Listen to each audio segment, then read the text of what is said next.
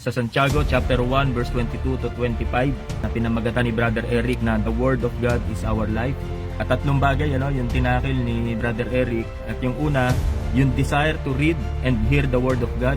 Magkaroon tayo ng pagnanasa na hindi lang basta pakinggan, kundi basahin ang salita ng Diyos at mamuhay ayon sa kanyang mga salita, sapagkat ito raw po yung ating pagkaing espiritual according to Matthew chapter 4 verse 4. Kung pinakakain natin yung ating physical na katawan, may almusal, may tanghalian, may gabihan, may merienda pa, may midnight snack pa, hindi natin pinababayaan yung ating physical na katawan, dapat mas lalong higit ang ating espiritu naman.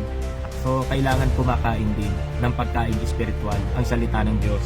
So pangalawa, acts on what we hear. So sabi nga, isagawa ang bawat naririnig na salita ng Diyos, sapagkat mayroong hugot si Lord. Ang sabi ng Panginoon, tinatawag niyo akong Panginoon, Panginoon, ngunit hindi naman ninyo ginagawa ang sinasabi ko. Pag narinig natin ang salita ng Diyos, isagawa po natin. At pangatlo, there is blessing in obeying the Word of God.